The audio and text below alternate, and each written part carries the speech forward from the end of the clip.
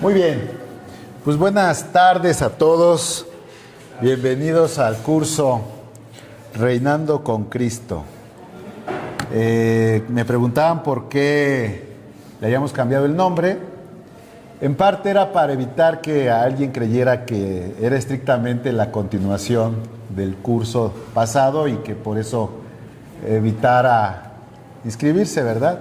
Que de cierta forma le vamos a dar seguimiento a lo que ya estuvimos viendo la vez pasada, pero vaya, que vamos a explicar cosas como cualquiera que haya omitido el curso pasado no se va a perder en lo que vamos a estar atendiendo el día de hoy en las clases subsecuentes.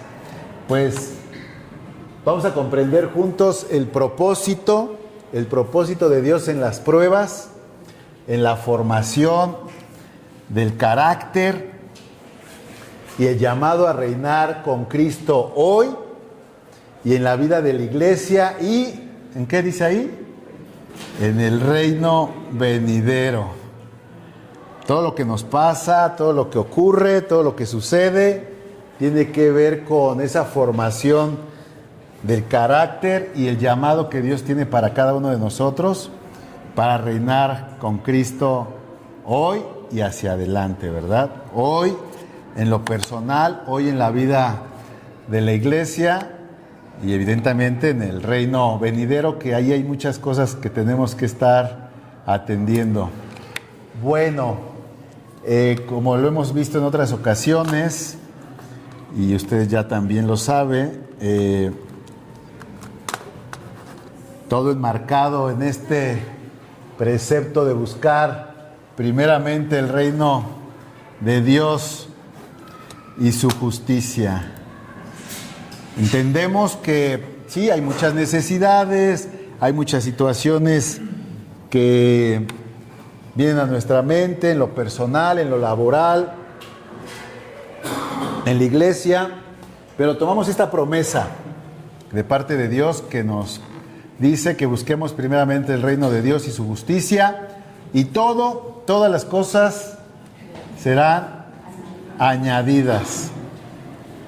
¿Sí lo creen? Y estamos aquí buscando, ¿verdad? El reino de Dios y su justicia, y recibimos y creemos y declaro en el nombre de Jesús que en esa búsqueda como buen minero del reino encontrarás las perlas y el tesoro escondido de Dios para tu vida y en ello las respuestas que Él tiene para ti y los tuyos. Para los que no me conocen, bueno, pues me llamo Rodolfo Sánchez.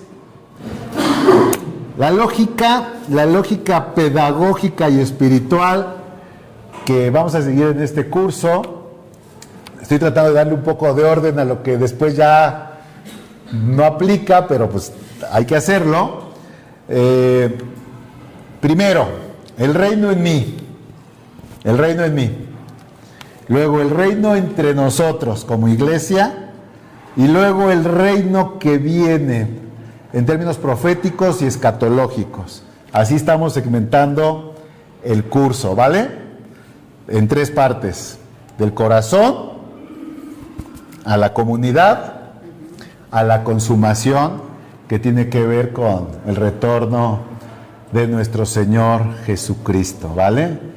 Entonces, nuevamente, primero el reino en mí, el reino entre nosotros y el reino que viene a nivel profético y escatológico. Esta es la lógica pedagógica sobre la cual estoy estructurando el curso y bueno, vamos a intentar atenderlo de esa forma, aunque eventualmente en algún bloque estaremos atendiendo algún otro sin ningún problema. Bueno, para los que ya tomaron el curso, quiero comentarles lo siguiente. Hay una opinión, hay un comentario, hay una idea que dice que donde hay 2 judíos, hay 3 opiniones y una cuarta para debatirla. ¿Lo habían escuchado? ¿No? Siempre los judíos, en su forma de aprendizaje, tienden a entrar en esta especie de debate mediante el cual se exponen las ideas y a veces se vuelve hasta un poco ríspido aparentemente, pero es muy edificante. es un dicho popular que celebra con humor y cariño una tradición judía del diálogo, la discusión en torno al estudio. Obviamente esto no apunta a la división, sino a una cultura de aprendizaje donde pensar y cuestionar y argumentar, ellos lo llevan a un casi grado sagrado, ¿sí? No es el clásico, la clase de estudio judía no es el clásico profesor que te dicta todo y tú recibes todo y te vas así como llegaste, ¿no? Con lo que te hayan dado, ¿no? Hay que opinar, hay que pensar, hay que dialogar. En esta visión, cada idea se somete al fuego del razonamiento, como en una mesa de estudio donde hay muchos textos, hay muchas voces, hay gestos. Es lo hermoso de aprender en comunidad. ¿Por qué lo digo? Porque a mí me gusta mucho que todos opinen, que no siempre estemos de acuerdo en todo, ¿verdad? Que preguntes si algo no te queda claro, y que vayamos juntos todos armando y permitiendo que el Espíritu Santo en nuestros corazones, ahora sí esto trayéndolo a nuestras propias vidas como iglesia, que el Espíritu Santo vaya confirmándonos lo que Él quiere enseñarnos de acuerdo no solamente a nuestras condiciones, sino a nuestras características y al momento que estamos atravesando. Fíjense que hablando de los judíos, ellos tienen un método de estudio que se llama el Pilpul. ¿Han escuchado ustedes de eso? ¿Sí? ¿Quién? El Pilpul. El Pilpul en hebreo significa análisis agudo. Quiere decir, Pilpul viene de pilpel, que es pimienta o picante. Es un análisis profundo de estudio que implica una discusión meticuloso de los textos sagrados judíos. Le llaman una gimnasia, porque mediante debate se desarrolla la perspicacia, porque cuando hay un debate tienes que estar en un estado de alerta para pescar lo que el profesor dijo, lo que comentó el compañero y lo que tú finalmente también, también pones sobre la mesa, ¿no? Es una cuestión picante, le llaman ellos. De hecho, muchas veces se ve cómo los judíos estudian y a veces aparentemente están discutiendo, pero no. Es parte de su cultura del aprendizaje. Tú pones el argumento, yo pongo el contraargumento y juntos vemos cómo se va esto desarrollando, ¿no? Es una conciliación de contradicciones, incluso, y pasa mucho, cuando tú lees las escrituras también hay pasajes que aparentemente son contradictorios y se vale ponerlos sobre la mesa, ¿verdad? Y ver cómo esto se va desarrollando. Esto genera también un pensamiento crítico, promueve una mirada crítica y también te lleva, y yo espero que eso ocurra en cada uno de ustedes porque lo vamos a poner en práctica, tropicalizado, como lo hemos hecho anteriormente, ¿verdad? Cada quien después tendrá que ir y buscar las fuentes y buscar en su propio ritmo y en su privacidad el texto. Pero bueno, vaya que esto tiene que ver con una confrontación de ideas para construir la realidad en torno a la verdad que Dios quiere mostrarnos, ¿vale? Por cierto, esta metodología de estudios no es nueva, se ha usado desde el siglo XV, o sea, es viejísimo, es parte de la cultura, del ADN, de cómo ellos aprenden. Y fíjense, esto es interesante. Los pilpulistas no se detienen a sentir todo, a decirle a todo que sí, o enceguecerse a todo, o a omitir las aparentes contradicciones entre posturas de maestros, que seguramente ustedes también ya lo vivieron al interior de la iglesia, que un maestro dice una cosa y de repente otro dice otra, ¿no? Es parte de. Miren, esto me gusta mucho porque estos pilpulistas, los que estudian de esta forma, reconocen que la Biblia, bueno, en ese caso ellos la Torah, pero nosotros la Biblia es perfecta, ¿sale? Pero el hombre no lo es. La Biblia es perfecta, pero el hombre no lo es. La Biblia está acabada, la revelación es completa y está acabada, pero el hombre no, el hombre está en proceso, ¿sí? Entonces esto lo debes de tener en mente, siempre lo debes de tener en mente. Si tú no tienes esto en mente, entonces tú vas a estar en ese estado de alerta para reencontrar la pureza de la revelación de Dios a tu vida. Y entonces, obviamente, vas a tener que confrontar lo que oyes, con lo que piensas, con lo que estás recibiendo, porque incluso en esa exposición de ideas, la voz del sabio. La palabra de Dios dice que en la multitud de consejeros, ponte atención, entonces pon muy atención. En resumen, el pílpul es una forma de razonamiento extremo que forma parte importante de la metodología tradicional de estudio judía, ¿sí? Enfatizando la lógica rigurosa y el debate intelectual profundo. Ahora, si a esto le sumamos que el Espíritu Santo está entre nosotros moviéndose y trayendo al corazón y la convicción de pecado y recordándonos todas las cosas que enseñó el Señor Jesucristo, bueno, pues entonces si podemos aterrizarlo con sus debidas proporciones, va a ser algo rico para todos nosotros, ¿vale? Que es parte de lo que hemos venido haciendo. Entonces no le saque al debate, ni a la confrontación, ni a que no todos estemos de acuerdo, ¿vale? Por favor, no se ofenda usted. Bueno, el reino en la vida personal, reinar comienza adentro, comienza en nuestros corazones, comienza en nuestras personas antes de manifestarse afuera. Ya vimos esto, el curso es Reinando con Cristo, viviendo hoy el llamado del reino y preparándonos para su regreso. Sesión 1. Empezamos, hermanos. Empezamos. ¿Qué es el cielo?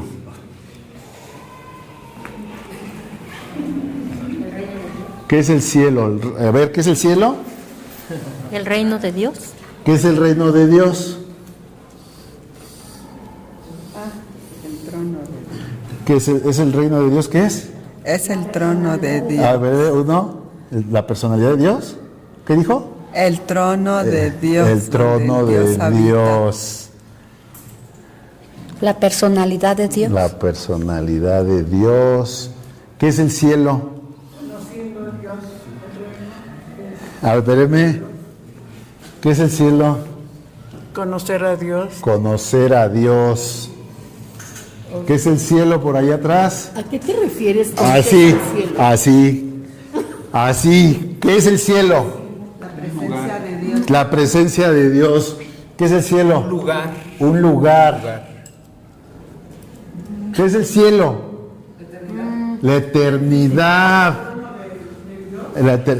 Es el trono de Dios.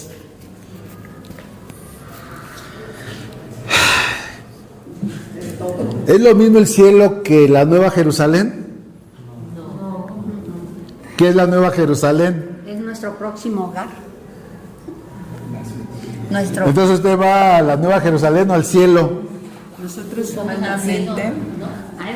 humanamente ni sabemos ni comprendemos exactamente lo que Dios nos quiere mostrar, tanto con lo que dice como con lo que sabemos que es el cielo como trono de Dios. Entiendo que algunos o cada uno lo supondrá o lo imaginará Ajá. a su manera o según Dios se lo quiera mostrar, según la ¿cómo diríamos, hermano? El nivel de madurez o grado, no sé, o según el momento que cada quien esté viviendo, según su necesidad. Dios nos hace comprender de una o de otra manera lo que estamos buscando nosotros en su reino, en su palabra, en su camino. A ver, nos regresamos. ¿Qué es el cielo? Pues es el lugar donde vamos a reposar, ¿no? Es el lugar donde vamos es la vida eterna. Es la vida eterna. A ver, allá atrás, ¿qué es el cielo, Bernie? ¿Qué es el cielo? Es donde está el trono de Dios. Es donde está el trono de Dios. ¿Sabían ustedes que De acuerdo. Pásale, pásale. Miren, pongan mucha atención. Según la idea que tengas del cielo, pon mucha atención, según la idea que tengas del cielo, es como vives tu cristianismo y es como interpretas las escrituras. Claro que sí. ¿Por qué no? Y te voy a decir por qué sí. ¿Qué es el cielo? El cielo para mí, de alguna manera, representa metáforamente el lugar en donde Dios se encuentra y donde de alguna manera existe un espacio entre el cielo y la tierra llena de muchas circunstancias y procesos, entre ellos los famosos ángeles caídos. A ver, voy a agregarle algo a la pregunta. ¿Qué es el cielo? Levante alguien su mano. Con versículo bíblico. Con versículo bíblico. Es la creación de Dios. Es la creación de Dios. Con versículo bíblico. Es el trono de Dios. Es el trono de Dios. Es el estrado de Es el trono de Dios. A ver, con versículo bíblico ahora. Es el lugar donde vamos a habitar por la eternidad. Es Dice el la lugar donde vamos a Escritura habitar por que la somos eternidad. ciudadanos del cielo. Ah, ok, de esa donde me gustó. esperamos la venida de nuestro Ok, Señor esa me Jesucristo. gustó. Esa me gustó. ¿Es el lugar donde vamos a habitar la eternidad? ¿Quién dijo que no? Dice que vamos a estar en Yo, a ver, yo estoy convencido que de acuerdo a su comprensión de lo que es el cielo, no solamente vive su vida cristiana, sino interpreta de acuerdo a eso las escrituras. Le voy a dar un versículo de lo que es el cielo. ¿Sí? En la casa de mi padre hay muchas. Si no fuese así yo, os lo diría. ¿Ok? Entonces, hay un problema con respecto al entendimiento del cielo, porque de forma tradicional, la religión tradicional, y nosotros muchos crecimos con esa idea de los buenos van al y los malos al. Entonces tú te mueres y de ahí vas a un lado o a otro lado. Esa idea, ¿por qué es incorrecta o por qué es correcta? ¿Y qué es el cielo? ¿Qué es? ¿Qué es eso? Pero Mateo 25, 24, perdón, cuando dice el Señor en muchas de las naciones, habla de que los buenos irán con él a la derecha y los otros irán. Claro, ahí dice derecha, izquierda, y no es como te dice que nos lo mostraron, arriba el cielo y abajo el infierno. Entonces, ¿dónde está el cielo? Nosotros no entendemos eso, por eso, bueno, mi entender es así, a mí lo que el Señor me ha mostrado es Ajá. según lo que necesito comprender, le pregunto, y además, él, según lo que yo voy a asimilar en el momento, me hace ver alguna respuesta. Hermano, a ver allá, por acá, por acá. Al principio de la palabra de Dios en Génesis, Ajá. nos dice que creó el cielo y la tierra. Ajá. Pero más adelante, ya en la vida de Jesucristo, cuando vino aquí a la tierra y le dijo a sus discípulos, tengo que ir al cielo, preparar la morada. Ajá. Entonces, en un principio formó las estrellas Ajá. en el cielo. Sí. Es la creación de Dios y la gozamos nosotros. Ajá. Pero ya yendo ya más profundamente a la vida de Jesucristo y su enseñanza, es donde Él prepara nuestra morada eterna. Ok. ¿Sí? Es el cielo. Ok, entonces el cielo podría ser la casa de Dios. O sea, antes de decir en Génesis, creó los cielos y la tierra, ¿no existían los cielos? ¿O dónde estaba Dios? Buen punto. A ver, hermana. Dice que el cielo es el reino divino espiritual, como el destino eterno de los salvados, un lugar de perfección y paz donde se cumple la aspiración más profunda del ser humano. Ok. A ver por acá. Bueno, es que bíblicamente se supone que existen 3 cielos. Ah, o sea, qué buen punto. 3 cielos. De lo que están hablando Porque todos los los cielos hermanos, de los hay cielos que de los dividirlos. cielos. Ajá. Ok. Hay que dividirlo. Uno es la atmósfera, que es lo cuando ¿El dice el primer hermano cielo? que creó el cielo y ¿Reyes? las estrellas. ¿A quién? Dice que Ah, no, aquí no es. el primer cielo está Ajá, en Génesis ok. 1:20, donde se refiere a la atmósfera, Ajá. donde vuelan las aves, donde se forman las nubes. Sale. Otro es Ok. el espacio exterior, donde todavía el hombre Donde tiene... ya la estratosfera. Exactamente, y el tercer cielo es la morada de Dios. ¿no? ¿Pablo fue arrebatado a cuál? Al tercer cielo. Ok. Lo que dice es lugar donde mora Dios, que es también el hogar final de los fieles. Ok. Y luego aquí dice también, Lugar donde mora Dios, que es el lugar final de los fieles. segundo, se refiere a la expansión o firmamento que rodea a la tierra. Ok, bueno, ese ya es el cielo literal, pero el primero es lugar donde mora Dios, lugar final de los fieles. Ok. Yo tengo entendido que es muy cierto, el primer cielo es donde reina Dios. El primer reino es donde reina Dios. Dios, permíteme, Ajá. es donde reina Dios, es donde después asciende el Señor Jesucristo y está sentado en su trono. El primero. El segundo reino es donde hay una guerra espiritual. Ajá. Y el tercer cielo es donde estamos nosotros. Ah, bueno, pero usted lo está viendo de allá para acá. Ajá. Ok, de allá para acá sí. Sí, sí, por lo regular lo entendemos de aquí para allá. No de arriba para abajo, pero está bien. O sea, el primero, ok, tres cielos. A ver. ¿Y el milenio? El milenio. El milenio. Ah, bueno, es que es a lo que quiero llegar. A ver, mire. Cuando nosotros hablamos del reino de Dios como, o el cielo, como ese lugar después de la muerte, todas las personas viven de acuerdo a esa comprensión. Así se los comparto. Una persona que no cree que haya algo después de la vida, incluso el temor de Dios puede que no le aplique, porque no hay nada más allá de lo que se ve.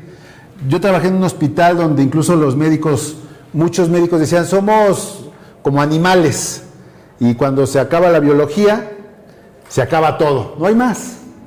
Y curiosamente esa forma de pensamiento los lleva a ellos, no todos obviamente, pero a muchos de ellos a vivir con una moralidad y una ética pues muy relajada. Me acuerdo muy bien que una vez llegué al trabajo y estaba el director médico con la directora jurídica del hospital donde yo trabajaba. Ellos sabían que yo soy cristiano y cuando yo llegué me mandaron llamar y me dijeron, Rodolfo, ven. Ahí traían sus pláticas todas mundanas y me dicen, a ver, Rodolfo, te queremos hacer una pregunta. ¿Tú andarías con una chica de 15 o 18 años? Me dicen los dos. Y yo digo, ¿cómo? Sí, no, dinos, o sea, ¿qué hay de malo en eso? Que tú teniendo 40 y tantos andes con una chica de 15, 18 años. Pero no nos lo digas desde tu óptica cristiana. No, como personas. Y yo le dije, a ver. Y entonces me choqueó porque dije, ¿qué me están pidiendo? ¿No? Entonces me dijeron, no, respóndenos, pero desde tu óptica humana, netamente humana, como hombre. Digo, mira, a ver, ya. Si yo le tuviera que responder como hombre, sin mi creencia, pues hasta con la gallina, con un perro, o sea, es que como hombre sin valores, cualquier cosa es permisible, ¿verdad? Pero en torno a mi ética, en torno a mi moral, en torno a mi fe, pues no, obvio que no, pues soy casado, hay consecuencias y no puede uno desprenderse de esa verdad que todo lo que uno siembra, ¿qué? Eso se cosecha, ¿verdad? Pero ellos no. Dicen, no, aquí no tiene nada que ver Dios. Entonces, una persona que se desprende de las consecuencias que hay de frente a la muerte. Y vamos a ponerlo en un esquema muy simple de cielo e infierno, puede hacer cualquier cosa. ¿Vale? ¿Sí o no? Los que creen en la muerte, en la Santa Muerte, incluso, ¿han platicado alguno de ustedes con alguien de ellos? ¿Saben cuál es la forma de percibir la vida? Yo estoy vivo porque la muerte me lo permite.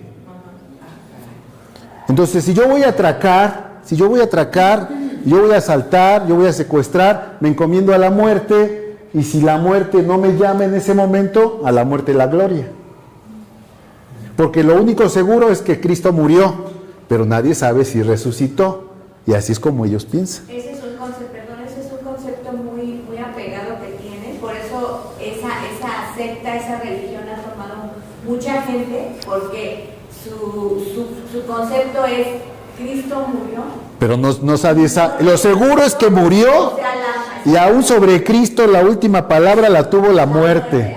Entonces, si yo voy a salir a hacer alguna fechoría, le pongo una vela, le pongo una manzana, le pongo un tabaco, le pongo una botella, y si regreso, gracias a la muerte. Así es. ¿Sí o no? Sí. Y después hasta que la muerte quiera. Entonces, para ellos, el concepto de cielo, el concepto de reino, se limita a eso. Ya les puse dos ejemplos, ¿vale? Dos ejemplos. En la tradición religiosa católica se habla de que al morir uno va al cielo y al infierno, porque el milenio, ellos son de una postura que se llama amilenialista. El milenio ya está en curso. El milenio ya está en curso. ¿Sí? O sea, nada de que viene Jesús y que hay un milenio. ¿Y esa teoría de dónde la sacan? Porque hay tres teorías. En torno a esto hay tres teorías. Hay la postura postmilenialista. Bueno, la Biblia, de entrada, ¿estamos de acuerdo que la Biblia habla de un milenio? Sí. ¿En dónde? Apocalipsis. Satanás será atado por 1000 años, ¿no? Y entonces, este debate o estas teorías se plasmaron hace ya muchísimo tiempo y fueron tres las grandes posturas. Una de ellas es que, vámonos a la primera, que es el postmilenialismo. El postmilenialismo dice que la iglesia iba a avanzar en todas las áreas de la sociedad, de la cultura, de la música, de la política, de la economía, y cuando las cosas estuvieran muy bien, iba a venir Jesucristo. ¿Lo había escuchado eso? No. Esa postura se vio diluida en la Segunda Guerra Mundial. Pero la iglesia, como tal, por muchos tiempos, gran parte de la iglesia fue postmilenialista. Por eso es que muchos creyentes tenían participación en la música, tenían participación en las artes, en la pintura, en la poesía, en la escritura, en la ciencia, porque se cree bajo esa postura que todo va a avanzar, la iglesia va a avanzar, las puertas del Hades no prevalecerán de frente a la iglesia, y entonces cuando ya las cosas estuvieran así como que apropiadas, vendría la parusía. ¿Qué es la parusía? La parusía por aquí. La parusía es la segunda venida de Jesucristo en griego. Parousia. Parousia, es la parousia. Entonces, la parousia, eso no hay duda, habla de la segunda venida de nuestro Señor Jesucristo. ¿Usted tiene duda de que Él vuelve? No, ok. La pregunta es, ¿cuándo viene? ¿Después del milenio? Otros dicen, no, es que Jesús ya está reinando en los aires, ya vino. ¿Sabían ustedes que los testigos de Jehová dicen que Jesús ya volvió? ¿No? Bueno, la doctrina de los testigos de Jehová dice que ya Jesús ya volvió y que Él está reinando desde los aires. Apúntele ahí y indáguele. Pero bueno, el punto está que los postmilenialistas decían que se iba a avanzar de tal forma en todos los ámbitos de la sociedad, y cuando todo estuviera bien, Entonces, era como que la iglesia iba a implementar el reino de Dios en la tierra en todos los ámbitos de la sociedad. Política, entretenimiento, ocio, cultura, en todo. O sea, ya el reino iba a avanzar de esa forma, ¿no? Y iba a venir Jesús. El amilenialismo, bueno, el postmilenialismo sí dice que iba a venir Jesús e iba a haber 1000 años de un reinado de Jesucristo como rey en la tierra, ¿sí? El amilenialismo niega que vaya a haber literalmente un periodo de 1000 años en la tierra de Jesucristo. Ellos lo ven como simbólico. Y aquí entramos en algo que también abordamos el curso pasado. ¿Cómo lees las Escrituras? ¿Literal o alegórico? ¿Los 1000 años son literales o son alegóricos? ¿Son 1000 años de 365 días cada año? ¿O es una alegoría para hablar de un tiempo que no necesariamente es literal? No, pues es de 365 días, ¿no? Es que ya vieron cómo tu postura de frente a eso va marcando si lees la Biblia literal o alegórica. Definitivo, mis hermanos. Entonces, aquí también quiero que nosotros nos demos cuenta que muchas veces cuando nos encontramos con pasajes, tenemos que ver si el pasaje nos permite una interpretación literal o nos obliga a una interpretación alegórica. Y ahí es donde se da la diferencia de posturas doctrinales. Pero bueno, continuamos. El amilenialista lo lee alegórico. Dice que no va a haber 1000 años literales sobre la tierra, sino que es un simbolismo, por decirlo así. La Iglesia Católica es amilenialista. Por eso ellos dicen que ya estamos en el periodo de los 1000 años, donde la Iglesia Católica es la que está desarrollando el milenio, y es por eso que la Iglesia Católica hace lo que ha hecho durante todos estos años. Porque ellos ya están reinando sus 1000 años. Ellos no esperan un periodo de 1000 años literal, no lo esperan. Pero fíjense, dense cuenta de una cosa, dice las Escrituras, ahora sí nos vamos a las Escrituras, dice que Satanás va a ser atado durante 1000 años, y a los 1000 años, ¿qué va a pasar? No se va a ser soltado, ¿no? Y luego dice que Satanás va a engañar otra vez a las naciones, y después de los 1000 años viene ¿qué? ¿Desciende qué? La Nueva Jerusalén. Desciende la Nueva Jerusalén. Ajá. Las calles de oro, el mar de cristal. ¿Sí o no? Sí. ¿Qué más? Las 12 columnas, con los nombres de las 12 tribus de Israel. ¿Sí o no? Sí. Ahí están, y por eso digo que el mar de cristal, la Nueva Jerusalén. O sea, bíblicamente sí se entiende, tanto los postmilenialistas, amilenialistas y los premilenialistas, que hay un periodo de 1000 años, luego viene la Nueva Jerusalén. Cuando hablamos del cielo, ¿a qué nos referimos? ¿Qué postura mayoritariamente somos los que estamos aquí en la iglesia de Calacuaya? Premilenialistas, ni post, ni amilenialistas, sino premilenialistas. El premilenialismo describe que nosotros estamos expectantes del regreso de Jesucristo de forma literal. A la final trompeta, ¿qué? Los muertos en Cristo resucitarán primero, y nosotros los que hayamos quedado vivos, ¿seremos qué? Seremos arrebatados con Él en las nubes, ¿no? Junto con los que hayan resucitado. Bueno, mayoritariamente yo me voy por esa línea, es que efectivamente viene Jesús,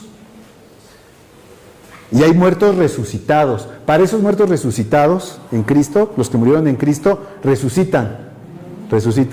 Si a mí me agarra ese evento hoy, pues no hubo necesidad de que yo muriera y resucitara, ¿no? Yo soy arrebatado. Y en ese momento viene Jesús e implanta un periodo de 1000 años sobre la tierra. Las Escrituras dicen que en ese periodo Él va a reinar con vara de hierro. ¿Sí o no? A ver, busque alguien el versículo. Y reinará con vara de hierro. ¿Qué significa eso? Que va a ser muy exigente con nosotros. Ahorita se los voy a decir. Pero, ¿están de acuerdo que entonces hay 3 posturas? Postmilenialistas, amilenialistas y premilenialistas. No es lo mismo. Vara de hierro, ¿quién tiene el versículo? A ver, espérame. A ver. Y las regirá con vara de hierro y serán quebradas como vaso de alfarero, como yo también la he recibido de mi Padre. Ok. Entonces sí aparece eso en las Escrituras. Viene Jesús, aparece en las nubes. ¿Somos qué? Arrebatados. Y luego, junto con los resucitados, llega Jesús y empieza a reinar. ¿Desde dónde? ¿Desde dónde? El centro de su reino será en Jerusalén. No, todavía no. No, porque ese no es el reino que no tendrá fin, porque son 1000 años. Ese no es el reino eterno. Si tiene 1000 años, no es el reino eterno. Entonces, son 1000 años que Jesús reina. Ahora, ¿reina cómo? ¿En nuestros corazones? No, ¿cómo reina? ¿Cómo? Pues literal, o sea, como Maduro, que lo quitaron y llega Jesús y ahí lo ponen en el Palacio de Miraflores y entonces tiene que hacer de sus secretarios y de sus gobernadores. ¿Y quién cree que van a ser esos gobernadores, esos directores, por provincias, por ciudades? ¿Quiénes? Nosotros. Entonces, ahí es donde aplica el pasaje que viene Jesucristo para darle a cada uno conforme a sus obras. A ver, buscan ese pasaje. Y reinaremos con Él, dicen las Escrituras, ¿cierto o no? Amén. Y nos hizo reyes y sacerdotes. Entonces, fíjense, a ver, quiero que se dé cuenta que las Escrituras nos llevan de la literalidad a la alegoría. ¿Cuándo es literal? ¿Cuándo es alegórico?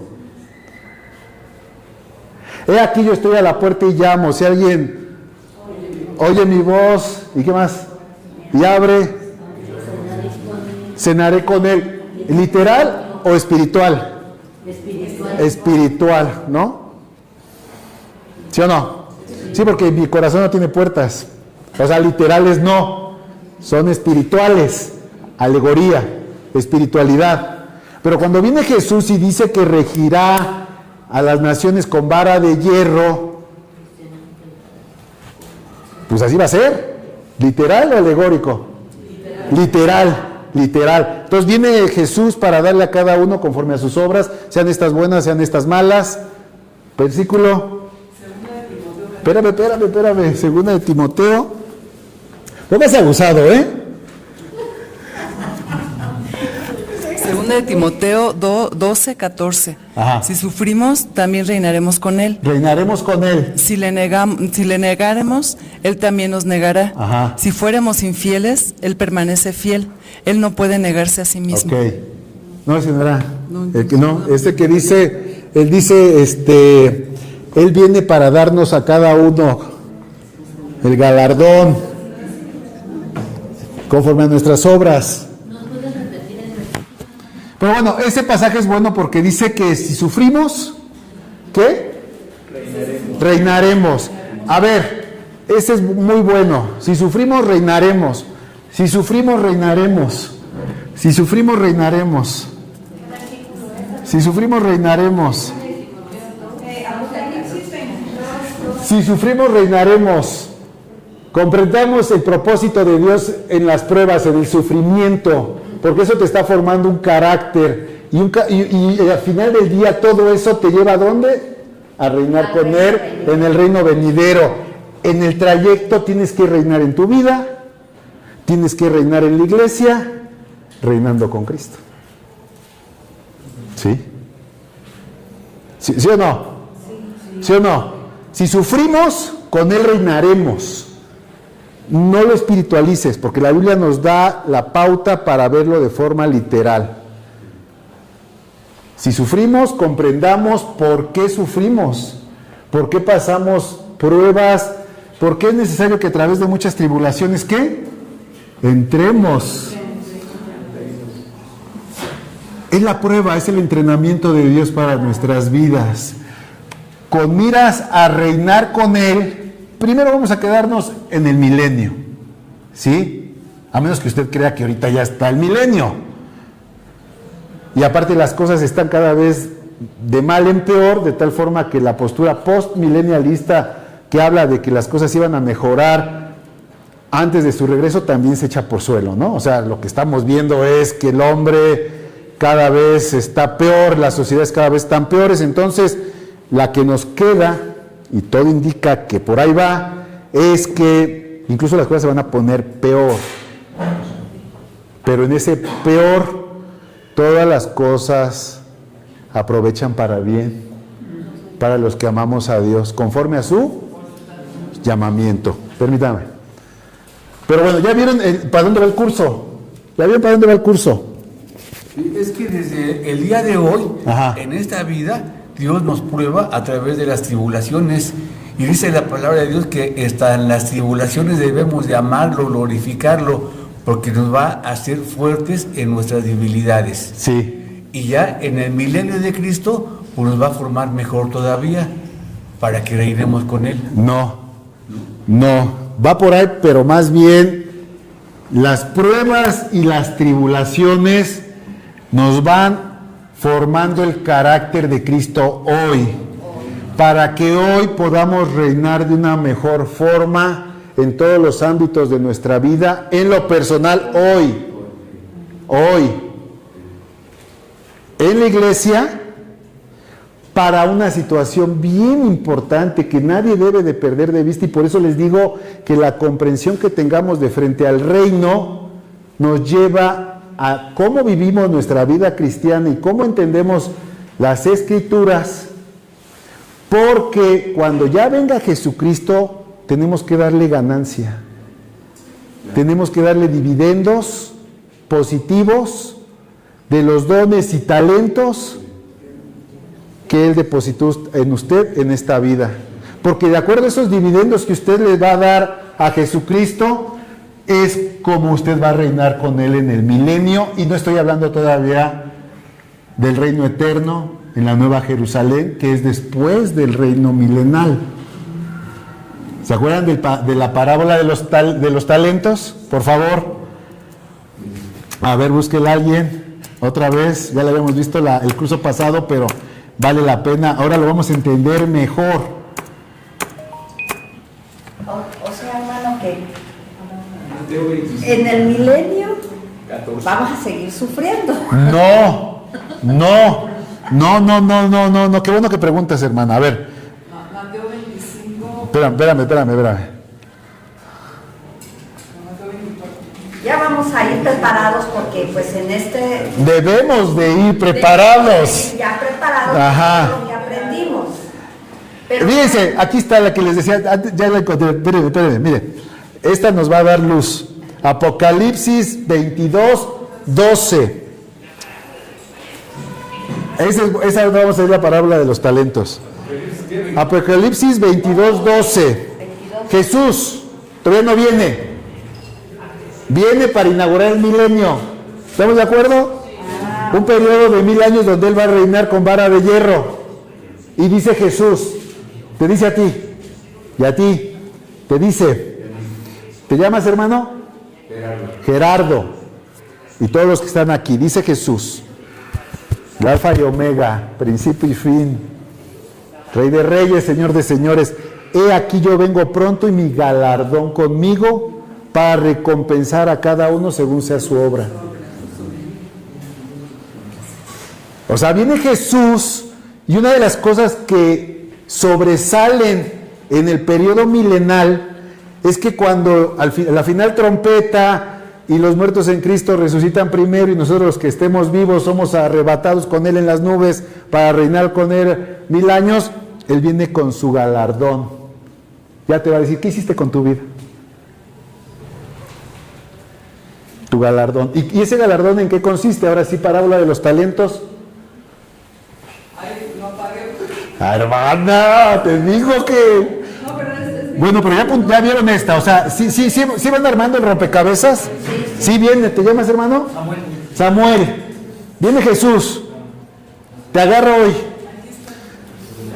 te eres salvo, te atrae a Él, se inicia el reino milenal, galardones, a ver, pásame el estado de cuenta de aquí de mi hijo, te voy a dar tu galardón, ¿no? Mateo 25, 14, hermano. Conforme a tus obras. No son obras de salvación, porque no somos salvos por obras, somos salvos por gracia, pero las obras sí son registradas en un libro. De acuerdo a esas obras, va a decir, a ver, ¿y las obras con qué las desarrollas? ¿Con tus dones y con tus talentos? Ahora sí, espérame, hermana, espérame, ya me emocioné. A ver, Mateo 25, 14. Espero que sea. Sí, échale. Dice, parábola de los 3 siervos. También el reino del cielo puede ilustrarse mediante la historia de un hombre que tenía que emprender un largo viaje. Permíteme, parábola de... No sé si nada más yo, pero yo siento que es micrófono, ¿verdad? Lo que pasa es que no escuchaste, pero esto es para que quede grabado en el audio. No tenemos bocina aquí. Por eso les digo que los que participen les acerco el audífono para que se grabe, pero hablen fuerte para que los demás oigan. A ver, viene. Reunió a sus siervos. Otra vez desde un principio, Ok. parábola de... Parábola de los 3 siervos. De los 3 siervos. También el reino del cielo puede ilustrarse mediante la historia de un hombre que tenía que emprender un largo viaje. Reunió a sus siervos y les confió su dinero mientras estuviera ausente. Lo dividió en proporción a las capacidades de cada uno. Hasta ahí. El dueño, en semejanza al reino de los cielos, reparte sus riquezas de acuerdo a tu capacidad. Él mismo dio la capacidad y él reparte sus riquezas. Al primero le dio 5 bolsas de plata, al segundo 2 bolsas de plata, al último 1 bolsa de plata. Luego se fue de viaje. El siervo que recibió las 5 bolsas de plata comenzó a invertir el dinero y ganó 5 más. El que tenía las 2 bolsas de plata también salió a trabajar y ganó 2 más. Pero el siervo que recibió 1 bolsa de plata cavó un hoyo en la tierra y allí escondió el dinero de su amo. Después de mucho tiempo, el amo regresó de su viaje y los llamó para que rindieran cuentas de cómo habían usado su dinero. El siervo al cual... Hasta ahí. Okay. Llega Jesús. Yo sé que lo estás entendiendo. Aparece ahí y te va a llamar para ver cómo usaste su dinero, los talentos, los dones que Él te dio. Y luego a uno le dio 2, a otro le dio más, a otro le dio 1 nada más. Pero todos tenemos. El siervo al cual le había confiado las 5 bolsas de plata se presentó con 5 más y dijo: Amo, usted me dio 5 bolsas de plata para invertir y he ganado 5 más. El amo lo llenó de elogios. Bien hecho, mi buen siervo fiel. Has sido fiel en administrar esta pequeña cantidad, así que ahora te daré muchas más responsabilidades. Ven a celebrar conmigo. Se presentó el siervo que había recibido las 2 bolsas de plata y dijo: Amo, usted me dio 2 bolsas de plata para invertir y he ganado 2 más. El amo dijo: Bien hecho, mi buen siervo fiel.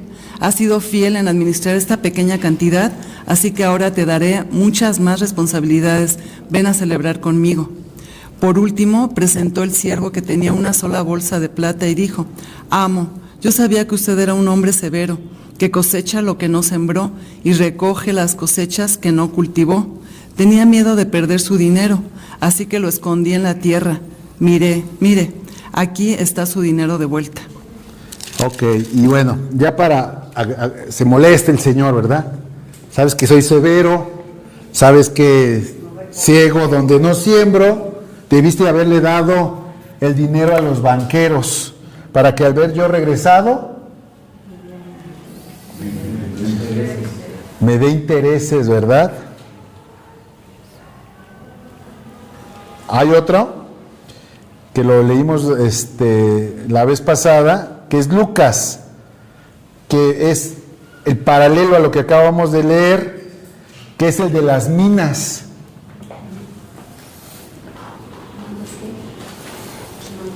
Fíjense nada más. ¿Lucas qué? Lucas 19 del 11 al 27 dice: vino otro diciendo, nos vamos al último, al negligente, diciendo: Señor, aquí está tu mina, la cual he tenido guardada en un pañuelo porque tuve miedo de ti, por cuanto eres hombre severo, que tomas lo que no pusiste y ciegas lo que no sembraste. Entonces él le dijo: mal siervo, por tu propia boca te juzgo. Sabías que yo era hombre severo, que tomo lo que no puse y que ciego lo que no sembré. ¿Por qué pues no pusiste mi dinero en el banco para que al volver yo lo hubiera recibido con los intereses? Y dijo a los que estaban presentes: quitadle la mina y dadle al que tiene las 10 minas. Ellos le dijeron: Señor, tiene 10 minas. Pues yo os digo que a todo el que tiene se le dará más, y al que no tiene, aún lo que no tiene se le quitará. Y entonces también a aquellos mis enemigos que no querían que yo reinase sobre ellos, traedlos acá y decapitadlos delante de mí. Bueno, hay otro pasaje que habla de cómo el galardón tiene que ver con la asignación de ciudades. ¿Sí o no? A ver si alguien lo encuentra. Pero vaya, que llega el Señor y nos llama a cuentas y trae galardones. Y de acuerdo a esos galardones, de acuerdo a las Escrituras, es cómo vamos a reinar con Él en el reino milenar. ¿Por qué con vara de hierro? ¿Qué entienden por vara de hierro? Que ya no hay gracia, que se va a ajustar como a la ley, conforme a la ley va a estar reinando. Y la ley, bueno, finalmente es un sometimiento, es un castigo. La Biblia dice que eso de vara de hierro es que se va a imponer la ley de Dios sí o sí, como con pena de castigo e incluso de muerte. O sea, vas a obedecer porque vas a obedecer, ¿sí? La voluntad de Dios se va a hacer con vara de hierro. Pero quiero que pienses lo siguiente, y Jesús obviamente va a apoyarse de los resucitados y de los que ya hemos quedado vivos y que hayamos estado con Él en ese momento, y de acuerdo a los galardones, de acuerdo a la ganancia que le entreguemos, que hayamos recuperado en esta tierra, ¿no? Ahora quiero que pienses, ¿eso es bueno o eso es malo? ¿O por qué así? O, a ver. Sí, ahí por ejemplo, justamente habla que al que le dio 5, le entrega 5 más de ganancia, 3 más de ganancia. Pero el que tenía 1, pues no. Ese reprobado. Pero en su sabiduría del Señor, o sea, no fue casualidad que le diera ese 1, sino que el Señor conocía su corazón, su carácter, la disposición de ese, que ese 1 no le iba a entregar una ganancia. O sea, ¿por qué a ese hombre miedoso que fue y lo enterró no le dio 5? Solamente le dio 1. Mira, eso es interesante. Fíjense, qué interesante es la revelación bíblica. Buena pregunta. ¿Por qué a ese no le dio más? ¿No? Yo la lectura que le doy, ¿Por qué lo escogió a él? Bueno, de entrada porque de acuerdo a las Escrituras a todos se nos da algo. En el peor de los casos, 1, ¿no? Yo lo que entiendo, lo que yo leo, lo que yo veo, lo que yo discierno es que el Señor te va a llamar a cuentas absolutamente y exclusivamente sobre lo que Él puso en tu persona y no sobre lo que no puso. Eclesiastés 12:14. ¿Qué dice? Dice, porque Dios traerá toda obra a juicio, juntamente con toda cosa encubierta, sea buena o sea mala. Es correcto, pero ahora, ¿por qué te evaluaría sobre una moneda y no sobre 5? Es decir, hay algo que Dios está esperando de ti, hermana. Hay algo que es lo que está esperando de ti. Sea 1, sea 2 o sea 3. Tu tarea en la vida es encontrar si es 1, si es 2 o es 3 y ponerlo a trabajar. A veces nos preocupa mucho por lo que el hermano hace y a lo mejor él es más productivo que yo, pero a mí me va a llamar a cuenta nada más sobre lo que yo tengo que hacer. Es individual, ¿sí? Que es aquí donde entramos en el famoso llamamiento de que a veces Dios no nos pide X cosa. Si no te da mayor carga de la que no puedes. No te da mayor carga de la que no puede. Es decir, como si ahorita a mí me pidiera a Dios hacer un maratón, pues no, yo no. ¿No? A mí me va a evaluar a lo mejor sobre otra cosa más acorde a mis capacidades y es tan justo el Señor que considera mis condiciones, mi nacionalidad, mi género, mi edad, y sobre eso sí me pide algo. Y sobre el tiempo que hayas estado trabajando. Pero no me va a pedir algo que le está pidiendo a uno más joven o a un soltero. Entonces, nuestra tarea es encontrar qué me está pidiendo Dios a mí en el momento en que se me revela esto, e incluso si en el peor de los casos, cómo contribuyo a que otro haga la obra de Dios, porque a través de eso mi don es como entregarlo al banquero para que genere intereses. Parte de los talentos que Dios te da, te equipa con lo necesario para poder llevar esta tarea, esa misión y cumplirla. En Estados Unidos he oído casos que muchos, un ejemplo, no tienen la elocuencia, no tienen ni, y en Estados Unidos porque hay más lana, no tienen la elocuencia, no tienen, no son desinhibidos para hablar frente a público, pero tienen el recurso para apoyar al que lo hace. Claro.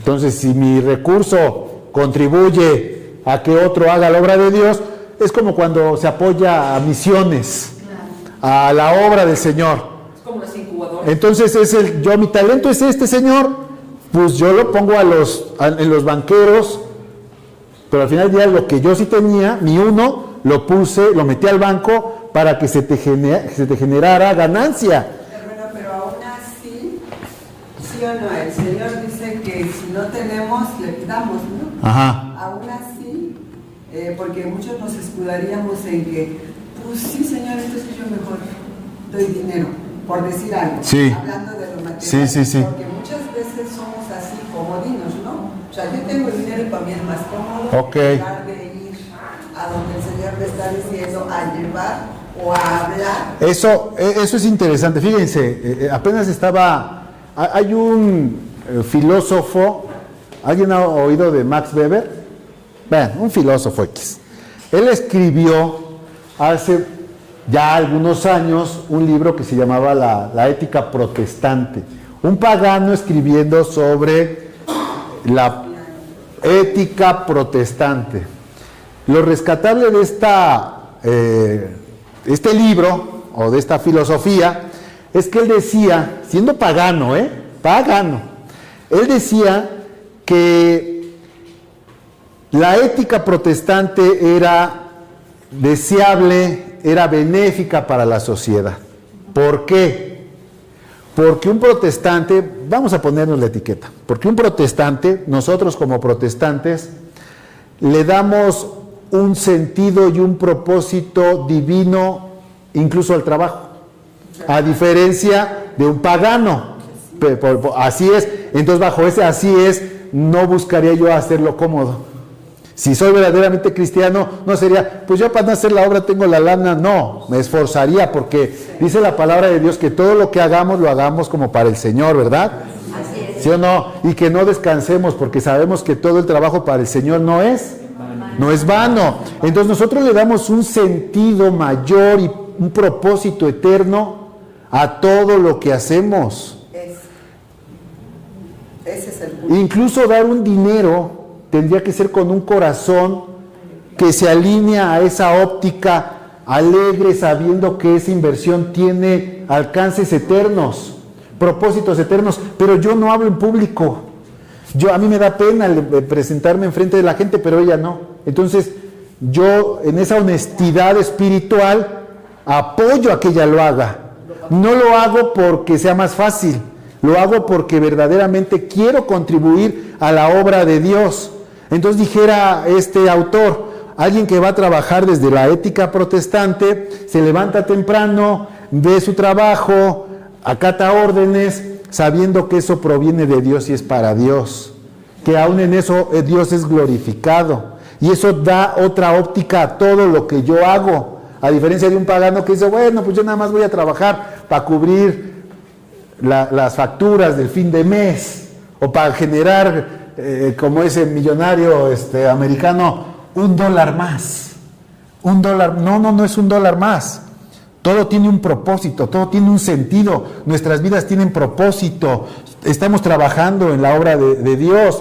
La mente de Cristo en nosotros nos dice que incluso aquí estamos haciendo la obra de Dios. Estamos en los negocios del Padre. Cuando Jesús se perdió en el templo, ¿dónde estaba? En los negocios del Padre. Dime. Es que, hablando de ello, un versículo dice que en Proverbios 19:17, el que se apiada del pobre, al Señor presta y el Señor le pagará sus buenas obras. Ok, entonces, si tú prestas al pobre bajo esta óptica, lo haces mediante una ética protestante, una ética con miras eternas. Ahora, mucho más si entendemos que todo eso conlleva un galardón. Vamos a poner que el cielo se inaugura cuando regresa Jesucristo. Entonces todo lo que hagas, todo lo que digas, todo tu esfuerzo toma un sentido diferente. Aquel que dice, bueno, pues me muero, voy al cielo. Es más, una postura muy simple es, pues entraré al cielo aunque sea de panzazo, ¿no? No podría caber eso en nosotros. Porque nosotros estamos buscando a través de nuestras vidas, a través de lo que hacemos, darle ganancia al Señor porque queremos reinar con Él. Queremos reinar con Él. Queremos que nos vea y nos diga, bien, siervo fiel, entra en el gozo de tu Señor, arrancarle una sonrisa al Señor. Y eso a lo mejor mi hermana lo hace cuando cuida ya a los niños. Mi hermana cuando está aquí atenta y también contribuyendo a la obra del Señor de la forma en que sea. Lo que hacemos por poco o mucho tiene una visión que va más allá de lo que cualquier pagano puede entender como la vida. Incluso, ¿cuál es el propósito de la vida para un pagano? Ser feliz. ¿No? No, la felicidad de nosotros conlleva en arrancarle una sonrisa al Señor porque nuestras obras, que no son para salvación, insisto, van haciendo tesoros, ¿dónde? En el cielo, en el cielo. Ahora, fíjense esto bien interesante. ¿Por qué con vara de hierro? Otra vez, ¿por qué con vara de hierro? Porque quiere que lo hagamos bien hecho. No, ya nosotros ya estamos trabajando con Él. En ese momento ya estamos trabajando con Él. Hay una generación que nace en el milenio. Sí. Y hay una generación que nace en el milenio que va a requerir que se les enseñe la palabra de Dios y que se les administre el reino con esa vara de hierro. Ajá. Somos nosotros. Pero ¿por qué?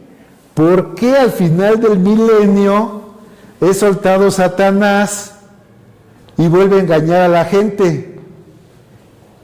Está medio raro, ¿ah?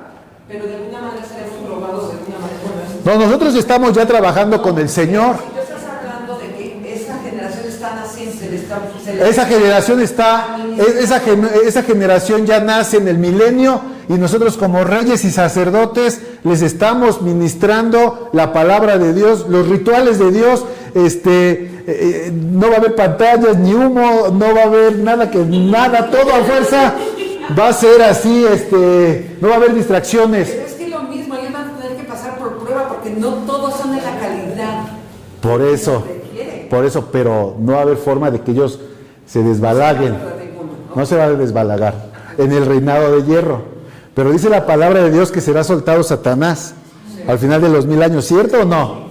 O me estoy inventando en mi versión Reina Aventura. ¿No va? Escatológico estás leyendo, no sé.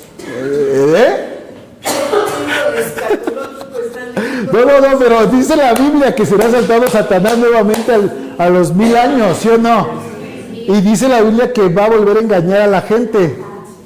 ¿Qué entendemos por eso? No, es que nosotros ya somos, nosotros ya somos de los buenos, hermano, vamos a ponerlo así.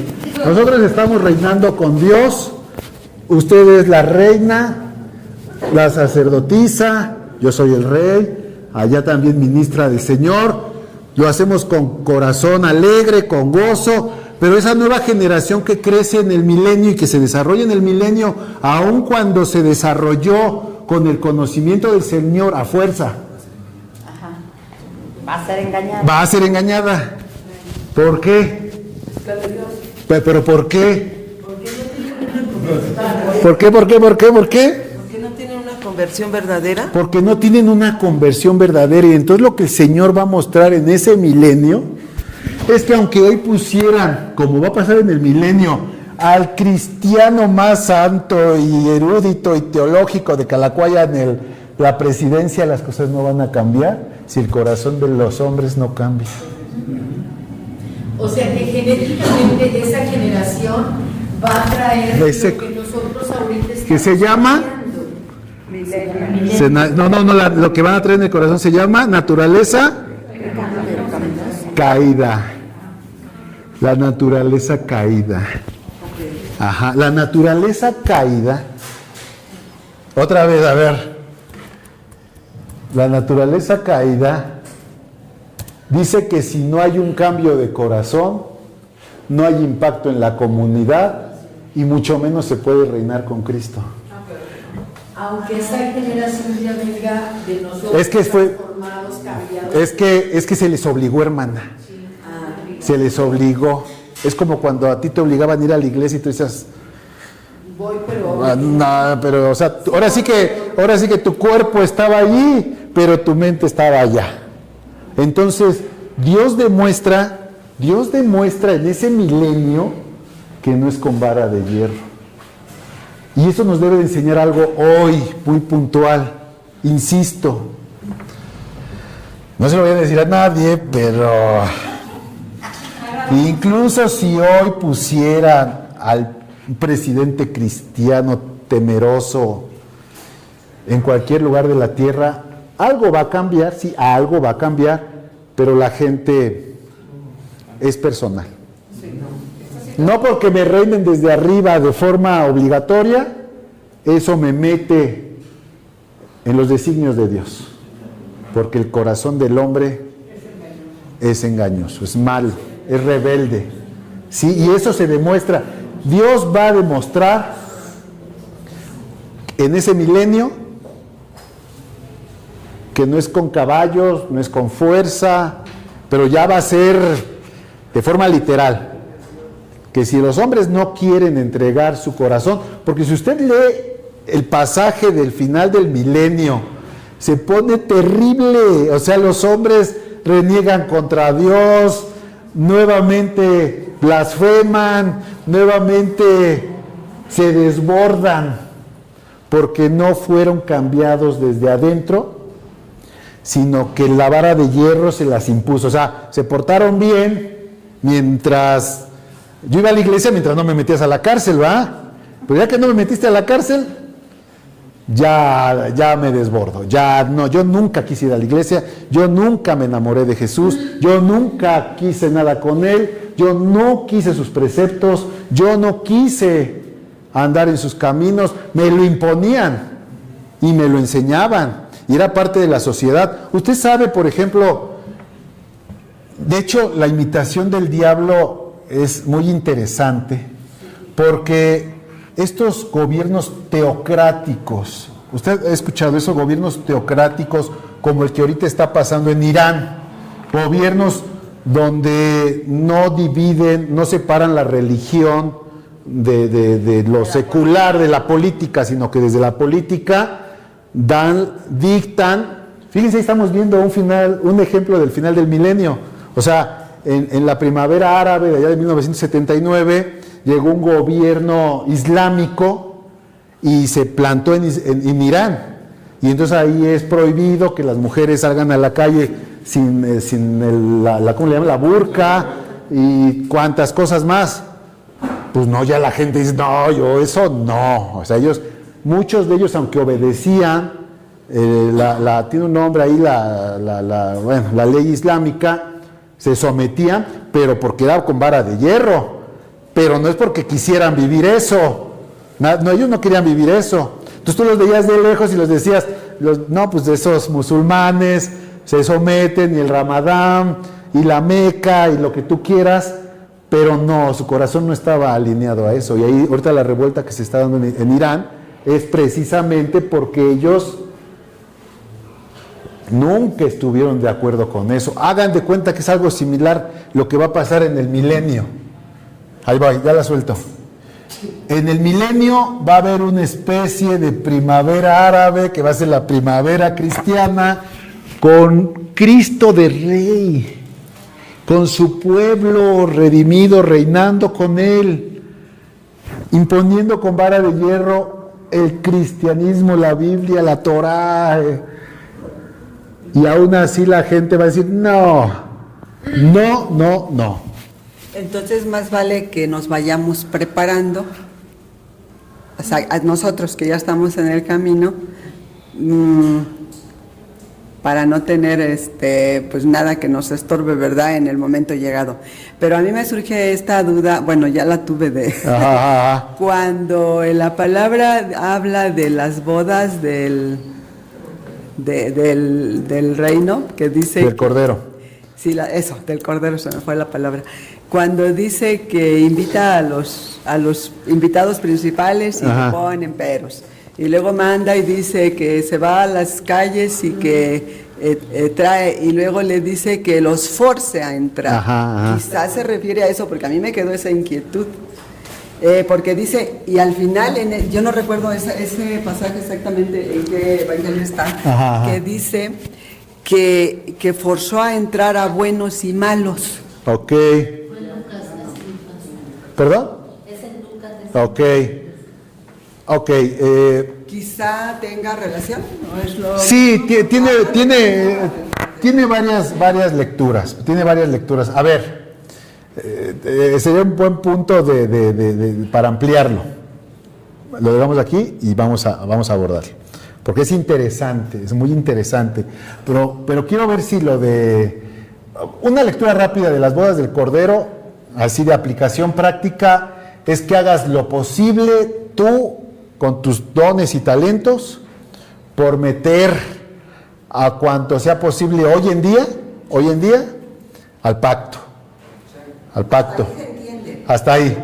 Sí, el punto final es la otra, por eso vamos a quedarnos ahorita, porque haz lo posible, haz todo lo posible, que incluso no tiene nada más que ver con evangelismo.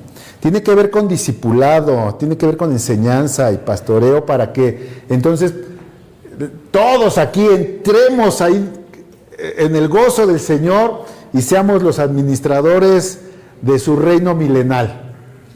¿Sí? O sea, nosotros nada más vamos a ser testigos oculares de ese periodo en el cual se reina con vara de hierro. Pues para nosotros va a ser un gozo, un gusto, aunque vamos a terminar también concluyendo, pues que si el corazón del hombre no es transformado, otra vez Satanás nada más le das un poco de rienda suelta y vuelve a seducir a las naciones. Amén. Bueno, después del reino milenal, ¿qué pasa en el reino milenal? Cuando acaba el reino milenal, otra vez ya por un poco de tiempo es soltado Satanás, la serpiente antigua, y ya engaña a las naciones, engaña a la gente, y luego nuevamente es capturada, ¿sí o no? ¿Y es aventada a dónde? Al lago de fuego. También es, y el posterior enemigo destruido también es la muerte, también va para allá, ¿sí o no? En esta lectura premilenal dice que es allí donde ahora sí se inaugura el reino eterno. Ahí es donde se inaugura el reino eterno. Ahí es donde baja. ¿Qué baja? Donde no entrarán, ¿qué? Perros ni mentirosos. Ahí sí ya no hay estos que todavía eran proclives. No, ahí ese es el reino eterno. Me regreso. ¿Qué entendemos por cielo? Eso, el reino milenal, o estar con Pedro Infante y Paquita la del barrio, y ahí, jeje. O sea, no, es que sí es bien importante, hermanos, les estoy diciendo, y ustedes analícenlo, la forma en que concibes el cielo y el reino determinan tu cristianismo y la forma en que lees la Biblia. Muchos pasajes bíblicos te están hablando de esas tres etapas. Si todo lo alegorizamos, bueno, ahí les va dos cositas, porque la gran pregunta con la que iniciamos el curso, todavía no empezamos. ¿Qué significa reinar con Cristo hoy? Cuando eso empieza es el primer punto, pero bueno, ya ve que les dije que me voy más para adelante y voy a regresar. Dos cosas interesantes. A la final trompeta, los muertos en Cristo resucitarán primero. Y nosotros los que hayamos quedado vivos, seremos arrebatados con el Señor para estar con Él, ¿no? Y dice por siempre. O sea, nosotros ya, si ahorita llega el Señor y nos arrebata con Él, ya con Él reino milenal y reino eterno. Ya, o sea, por eso les digo que el tema ya no es con nosotros. El tema con nosotros es antes de eso. Es antes de eso. ¿Sí o no? Sí, es antes. No, ya en el reino milenal ya, a lo mejor ya el Señor me dice, ¿sabes qué? No, tú, sáquese, porque no invertiste ni mi moneda que te di. No, yo quiero darle ganancia. ¿Sí o no? Entonces, nuestro tema es hoy. Toma relevancia, toma urgencia, toma seriedad para ver qué hemos hecho, qué no hemos hecho. Aquí nada de que no, yo ya tengo una edad avanzada. No, porque quedamos que una moneda, un talento puede significar incluso que hoy tengas que hacer algo en las condiciones que estás. Así. O sea, por eso me voy a la interpretación más básica. Hoy hay algo que tienes que hacer. Algo, al menos una cosa. Y con esa puedes arrebatarle al Señor una sonrisa y decirle, bien chico, a este denle, a este asígnenle 3 ciudades, ¿no? Pero bueno, me regreso. A la final trompeta, los muertos en Cristo resucitarán primero. Nosotros los que hayamos quedado vivos en ese momento seremos arrebatados con Él y estaremos así con ellos por siempre. Es lo mismo, pregunta, ser arrebatados que ser raptados. Arrebatados. ¿Y raptados? Pues sí, ¿no? Ya ven, a ver, arrebatados y raptados. ¿Han visto ustedes esas películas? ¿Han visto ustedes esa película donde hay muchas? Donde van así en un camión, va el conductor y de repente, ¡chin! Ya no está el conductor. Ajá. ¿Sí o no? Sí. ¿Sí la han visto? O el avión. Ya aquí lo va a mandar, o que yo estoy y ya de repente voltea para allá. Ahora ya no estoy. Y se quedó usted. Así ya, hermanos. Y ya, ¿dónde está? Ya se fue. ¿No? Bueno. Esas películas están promoviendo una doctrina, que es una postura interpretativa, que se habla del rapto secreto, que es una postura no compartida por todos. A ver, bíblicamente dice arrebatados, eso sí, no raptados. Cuando usted oiga rapto secreto, no es lo mismo, se parece pero no es lo mismo. El rapto secreto, y aquí nada más para que lo conozca, cuando se habla del rapto secreto se habla de que cuando ese pasaje de, si es Tesalonicenses, ¿no?, de la final trompeta, cuando Jesús rapta a algunos, es un rapto secreto, que no es la segunda venida del Señor, y muchos lo han interpretado así. Dicen, no es la segunda venida del Señor porque los rapta en los aires, pero no pisa tierra, entonces no se vale como su segunda venida. ¿Y para qué los rapta a la iglesia? Para que la iglesia no pase la tribulación, porque acuérdense que hay un periodo de tribulación. Entonces aquí también hay otras posturas. Sí. Los tribulacionistas, hay dos posturas, que como iglesia pasamos la tribulación y otros dicen que no pasamos la tribulación. Los que dicen que no pasamos la tribulación dicen que antes de la tribulación Jesús rapta a su iglesia de forma secreta y se quedan así en el aire en lo que pasa la tribulación, y ya cuando pasa la tribulación ya desciende y pisa la tierra. Los del rapto secreto de cierta forma dicen que viene Jesús dos veces, o sea, son dos segundas venidas, una en los aires y una cuando ya inaugura el reino milenal. Apúntele, porque tiene que indagarlo, si no... Se nos va, mejor te escuchamos. Sí, pues es que mientras escribimos ya se nos pasó. Va a quedar grabado.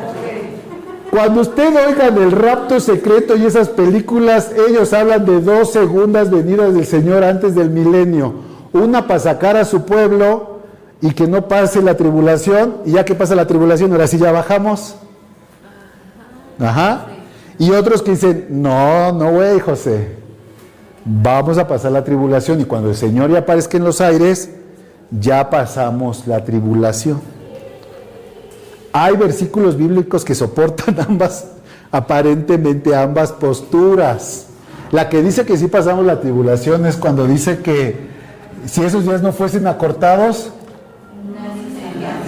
entonces esos que leen ese pasaje dicen, no, ya ves, estamos en la tribulación, ahí. Y si no se han acortado esos días, ahora sí que lo que decía hoy el pastor, pierdes la fe, ¿no? Ya tienes la toalla. Pero como el Señor Jesús conoce nuestra debilidad, acorta los días, porque si no de otra forma nadie sería salvos. Pero hay otra postura. Escuche bien, cuando usted oiga rapto secreto, o rapto, nada más rapto, habla de la postura de dos segundas venidas del Señor antes del milenio, evitando así que la iglesia pase la tribulación. ¿Sí? Pero ¿y cuál es la verdadera?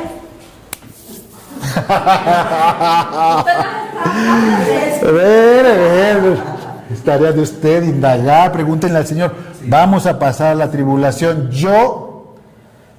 no, mejor indague usted.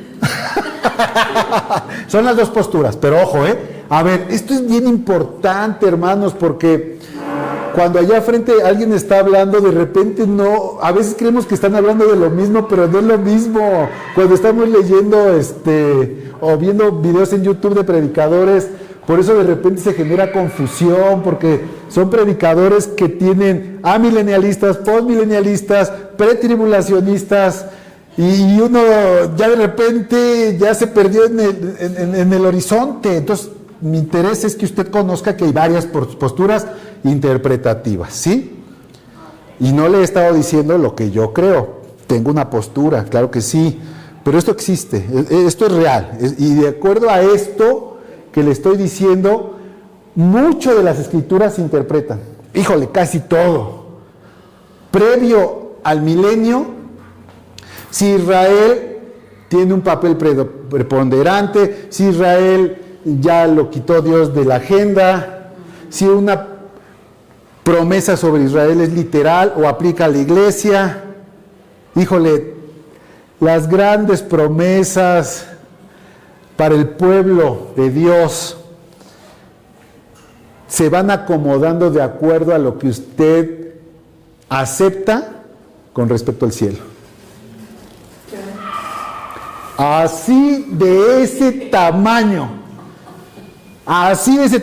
de acuerdo a lo que usted acepta del cielo y del reino eterno, es como usted lee las promesas para el pueblo de Dios, porque es el pueblo de Dios Israel, o Israel en la iglesia, o eres el Israel espiritual, o es el Israel que ahorita está, no, porque el Israel que está allí no tiene nada que ver con el Israel de hace 1000 años.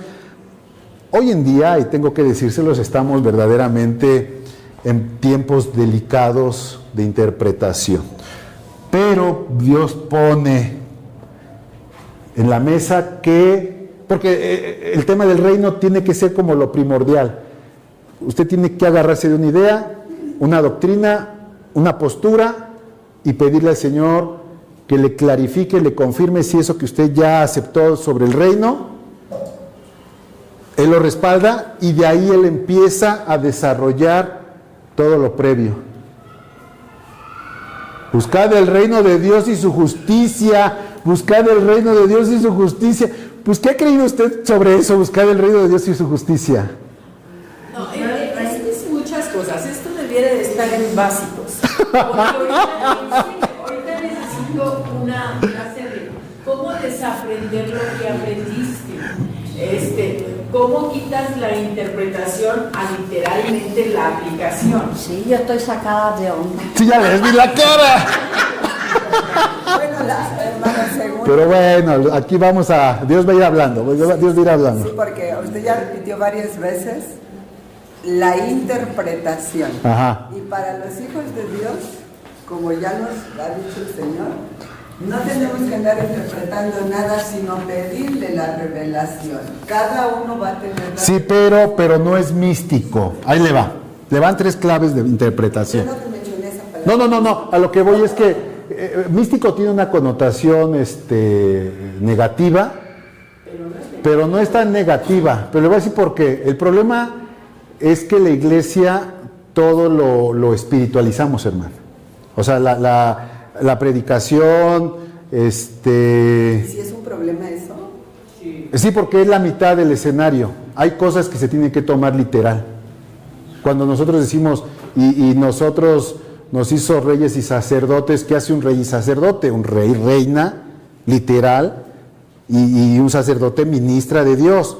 Entonces, si nosotros nos salimos un poquito de lo espiritual y empezamos a encontrar el balance con lo literal, entonces sí ya empiezan a cobrar sentido muchas cosas. A ver, le voy a dar 3 tips. 3 tips. Cuando usted lea la Biblia y la lectura bíblica le permita entenderlo de forma literal, quédese con ello de forma literal. ¿Sí? Que Jesús va a reinar en la tierra, va a reinar en la tierra. Va a poner sus oficinas aquí en Atizapán, pues ya que me diga, no, aquí no, porque sí dice dónde, en Jerusalén. Pero él no necesita oficinas. No, sí necesita. Si va a reinar, fíjese, parece broma, pero no, si va a reinar, sí necesita un palacio. Pues bueno, pero es un despacho. ¿Dónde va a despachar? Ajá, y van a estar ayudantes. Ajá. Lo que pasa es que, a ver, cuando nosotros decimos, cuando cantamos, y que venga tu reino, ¿qué estamos diciendo? Venga a mi corazón, venga a la mente, venga y ponga su palacio, venga y ponga leyes. O sea, debemos de estar pendientes de ese entendimiento. Es espiritual, es alegórico. Hay pasajes bíblicos que literalmente no los puedes literalizar, que son alegóricos o espirituales, como por ejemplo, yo soy el camino, la verdad y la vida, nadie va al Padre sino a través de mí. A ver, ¿Él es una puerta? ¿Él es un camino? No, Él no es un camino, literalmente no. Es metafórico. Sí, o sea, el camino el que está allá afuera, en el que agarro mi carro. ¿Sí me explico? Sí, por eso les digo que ese es un error que tenemos. Jesús dice, yo soy el pan de vida. ¿Él es un pan? No, él no es pan, o sea, es metafórico, nos deja, hay una enseñanza espiritual en la que nos dice que mi carne es verdadera comida, ¿cómo dice? Mi sangre verdadera bebida, y es que ahí es donde se ha perdido la cristiandad en su generalidad, que hay unas interpretaciones de otras denominaciones, otras iglesias, que confunden peras con manzanas, o sea, para empezar, para no entrar en confusiones, si el pasaje nos permite verlo de forma literal, quédese ahí hasta que Jesús le diga otra cosa. No, porque aquí es en donde nos dice avanza. Entonces tenemos... No, pero espérame, hermana, pero espérame. ¿Han oído ustedes de la revelación progresiva? Ay, los voy a meter en cosas, pero bueno, ustedes ya son mayorcitos. Para allá no. Revelación progresiva, no, es que no tampoco es revelación, a ver, póngale a alguien ahí, Biblia, revelación progresiva. Hay un pasaje, es un pasaje bíblico. Si no estoy hablando de algo que yo me esté... No. Póngale Biblia, revelación progresiva. Y ahorita va a entender lo que quiero yo decir con esto. Lo que estás diciendo es muy importante porque en el curso pasado hablábamos del discernimiento. Sí. Hablábamos de la revelación. Ajá. Entonces necesitamos ir caminando, pero necesitamos entender cómo vamos a caminar o de qué manera... Sí, vamos a caminar. De hecho, vamos a caminar. A ver. No, así como usted lo dijo, es cierto. O sea, no es un camino que estamos viendo frente a mí y que voy caminando, no. No es literal. No. Pero no es el Señor no se define solamente en ese versículo que es Juan 14:6. Junto con ese versículo está: mis ovejas oyen mi voz y me siguen. Ahí ya veo el camino, porque lo voy siguiendo. Sí, pero espiritual. Claro. Sí, pero a lo que yo voy es que con respecto al reino de Dios hay muchos pasajes que son completamente literales. A ver, le voy a poner uno, me voy a ir hasta el último. Ay, aquí sí lo puse, yo lo había puesto. A ver, no lo puse aquí, lo puse... Yo soy el pan, también viene de origen, de su nacimiento y todo está obviamente generado, creado. Hay un pasaje que dice que el Señor vendrá y cuando venga se posará en el monte de los olivos y la tierra se partirá, pero a ver, antes de ese, Zacarías, ¿literal o espiritual? No, ese es literal, ¿ya vi? Ese es literal, ahí, sí, a ver, le estoy dando la regla, si el pasaje se puede entender literal, ahí te está diciendo dónde, qué va a ser, y, o sea, no hay forma de espiritualizarlo. Bueno, si quiere lo espiritualiza para fines de aprendizaje, donde el Señor se posa, las cosas tiemblan, se sacude, sí, está bien, ok, lo acepto, pero sería una excepción, sí, no excepción, un secundaria, vaya, un aprendizaje secundario, pero el pasaje dice, a ver, primero, revelación progresiva, ¿no? Es Zacarías 12, perdón. A ver, Zacarías 12. El término revelación progresiva se refiere a la idea y enseñanza de que Dios reveló varios aspectos de su voluntad y el plan global para la humanidad. Sí, pero hay un pasaje, porque yo no quiero que vayan a creer que me estoy, dame, a ver. No, hermano, lo que entendemos que es Juan 16. No, es del Antiguo Testamento. Fíjate. Bueno, Zacarías, ¿qué dice Zacarías? ¿No lo tiene? ¿Lo leo? No, léelo, hermana. Ok, 12 desde el 1. Ajá. Jerusalén, ya viene el día del Señor, y en tus calles serán repartidos tus despojos. Ok. Jerusalén, el Señor reunirá a todas las naciones para que te ataquen, y serás conquistada. Tus casas serán saqueadas y tus mujeres serán violadas. La mitad de tus habitantes será llevada en cautiverio, pero el resto del pueblo permanecerá en la ciudad. Después de eso, el Señor saldrá y peleará contra aquellas naciones, como se pelea en el día de la batalla. Cuando llegue ese día, el Señor plantará sus pies sobre el monte de los olivos que está al oriente frente a Jerusalén, y el monte de los olivos se partirá en dos, hacia el oriente y hacia el occidente, con lo que se formará un valle muy grande, y una mitad del monte caerá hacia el norte y la otra mitad hacia el sur. Ok, ¿hasta ahí? Okay. Hay un pasaje bíblico, no recuerdo, es el Antiguo Testamento. ¿Zacarías qué, hermana? 12.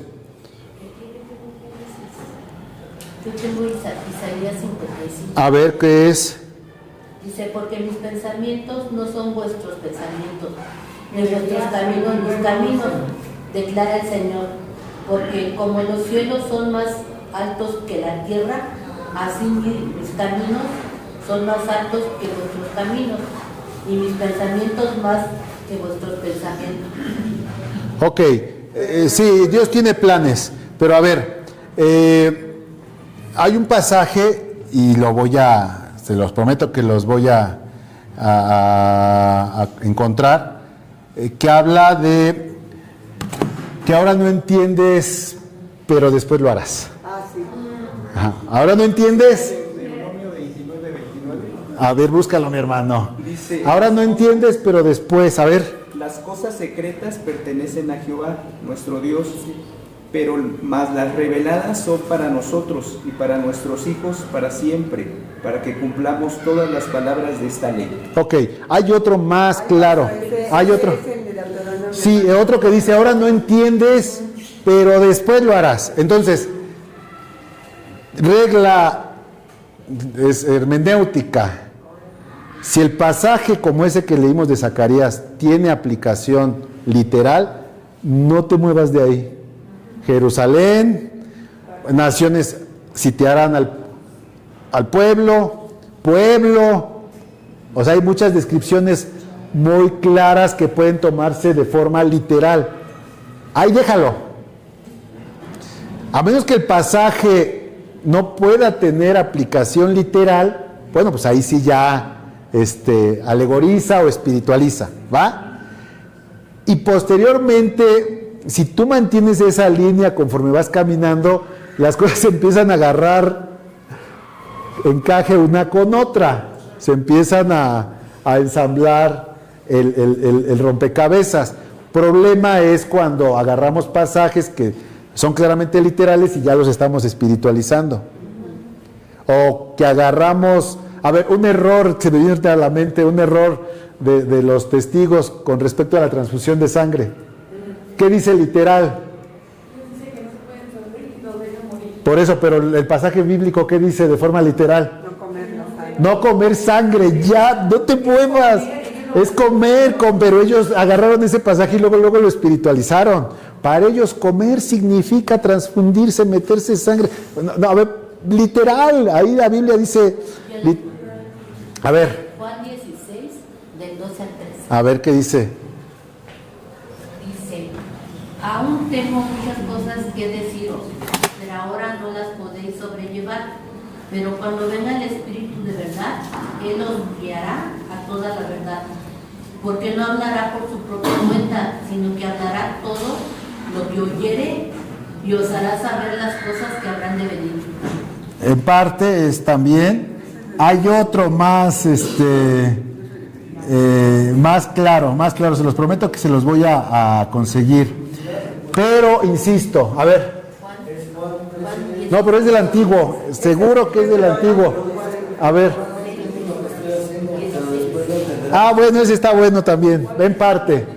Ahora no entiende lo que estoy haciendo, pero después, no comas ansias, dale chance al maestro de ir desarrollando la pedagogía.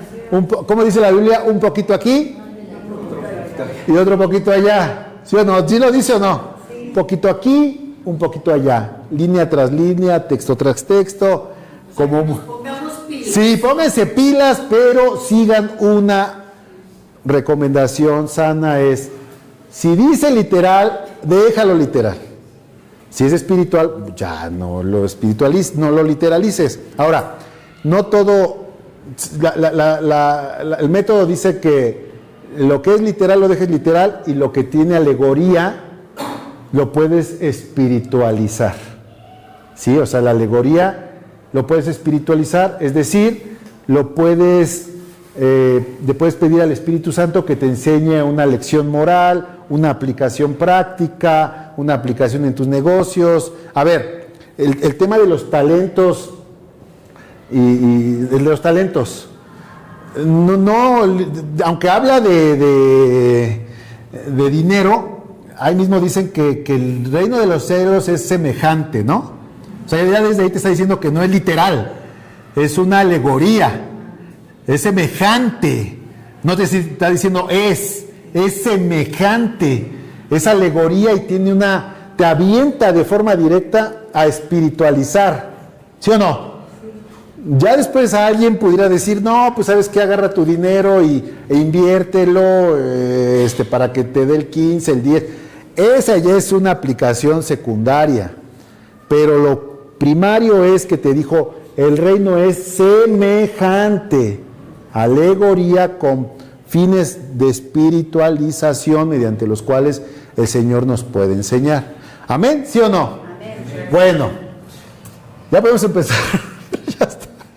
Ok, ¿qué significa? A ver, el futuro, y vamos a ahondar más en ello, el papel que tienen las naciones, el papel que tiene Jerusalén, los eventos actuales, cómo van conformando, cómo hay un reloj de frente a Tesalonicenses, de frente a la final trompeta, o sea, sí, pero yo les dije que la pedagogía, la didáctica era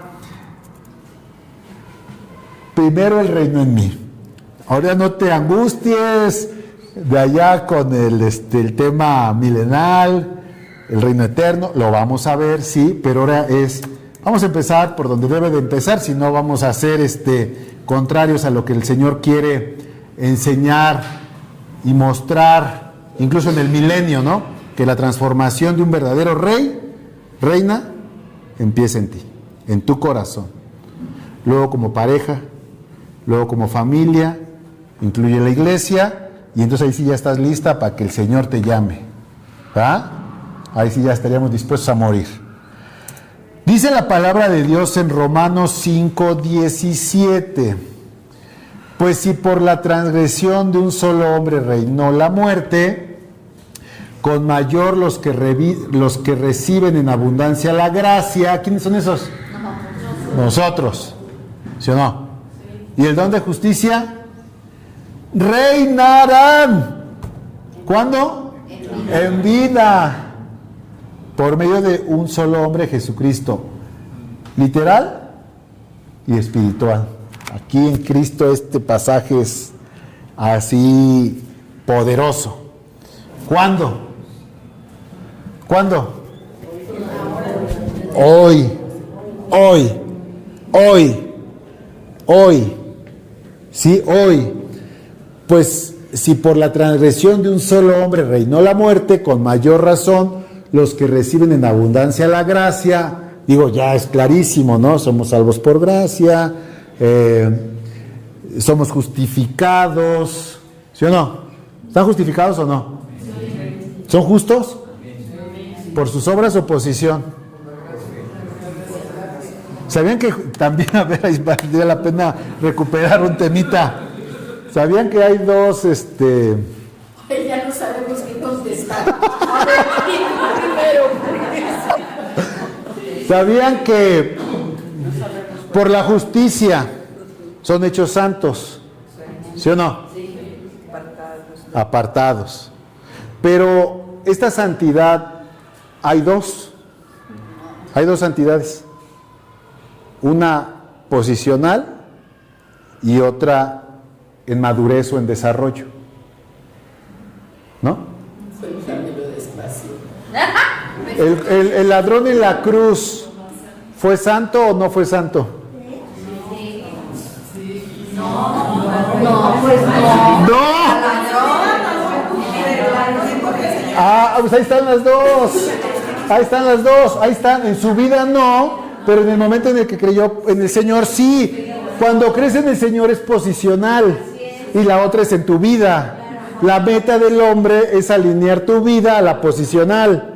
Si tú, yo les había dicho el trimestre pasado que el mejor momento para morir, ¿cuál sería? Para un incrédulo, para un pagano, cuando acepta a Cristo como Señor. Hoy los que pasaron allá al frente, acepto al Señor, si lo hicieron de corazón, ¿va? Obviamente, yo no lo sé, pero vamos a pensar que sí. Señor, te acepto como Señor de mi vida, me arrepiento de mis pecados. Lo mejor que les hubiera podido pasar es pácatelas, que se murieran porque ahí ya eran santos, posicionar como el ladrón, ¿sí? Y hubieran podido decirle, Señor, sí, o sea, ese era el momento, eso era posicional, porque esa justicia y esa santidad no es por sus obras, sino por la obra de Cristo, que los justifica y los santifica. El Espíritu Santo viene a ellos como el sello de la adopción y los santifica. Entonces Dios ya no ve al pecado del hombre, sino ve a Cristo en él. Por eso es salvo. ¿Sí o no? Incluso el que pasa allá al frente podría decir, Señor Jesús, acuérdate de mí. Fíjense qué interesante este tema. Señor Jesús, acuérdate de mí cuando vengas en tu reino. Fíjense algo. Muchos han pensado que ese ladrón que estaba ahí, que a la derecha o a la izquierda, ahí estaba a un lado, era un ignorante. Pues no. Si acaso no se había arrepentido en su corazón, pero él sabía de la parucía. ¿Qué es la parucía? La segunda venida del Señor. O sea, él le dijo, ay, usted acuérdate de mí, era que vengas en el milenio, ¿no? O sea, sí entiendes. O sea, lo que te faltaba era arrepentimiento, pero ya habías escuchado, ya ves cómo lo que tienes en la mente de frente al cielo, el reino venidero después de la muerte, marca tu vida. Claro que sí. Acuérdate de mí cuando vengas en tu reino.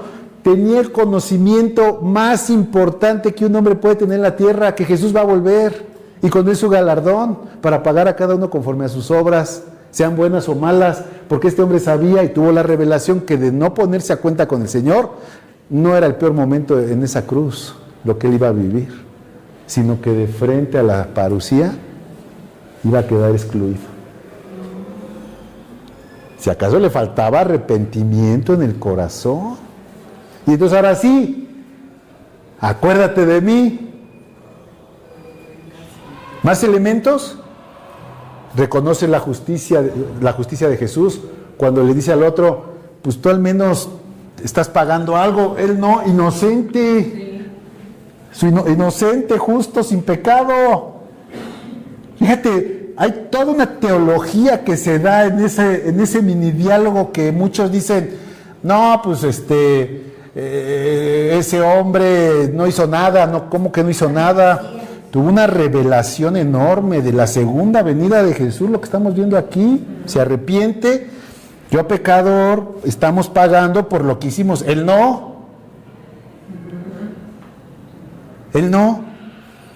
Justificado, santificado y bautizado. ¿Por qué bautizado? Porque bautizado en el Espíritu Santo. El Espíritu Santo lo bautizó. Claro que sí. Ahora, si ese ladrón le hubieran condonado ahí la crucifixión, ¿qué debía de haber hecho? Y todo indica que era verdadero. Si Jesús le aceptó en el reino venidero, de cierto te digo, hoy estarás conmigo en el paraíso. ¿Cuántos paraísos hay, por cierto? ¿Cuántos? No, porque Jesús en ese momento todavía no subía al Padre. Y le dijo, de cierto te digo que hoy estarás conmigo. ¿Dónde? Y luego todavía cuando resucitó le dijo a María Magdalena, no me toques porque no he subido al Padre. Y entonces, ¿el paraíso es con el Padre o dónde más? Hay 3 paraísos, pero eso lo vemos de hoy en 8. ¿Hay paraíso qué? Hay 3 paraísos. Hay 3 paraísos. Pero eso doy en 8. ¿Me recuerdan? Si no se me olvida. Yo estoy en Él. Estamos ahorita. Mire, dice la palabra de Dios que, y entiéndalo, hermana, abra en su corazón, ¿qué es la vida eterna? ¿Que qué? Que conozcamos a Jesús. Esta es la vida eterna, hermanos. Estamos desarrollando la vida eterna aquí entre nosotros, el reino de Dios. ¿Amén? Amén. Amén. Bueno, si el ladrón se hubiera bajado,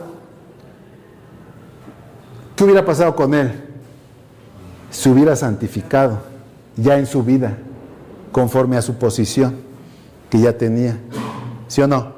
El problema del cristiano, en muchos casos, y es la batalla diaria, y no porque yo ya lo haya logrado, es tratar y buscar por todos los medios, entre otras cosas, alinear nuestra vida diaria a nuestra posición.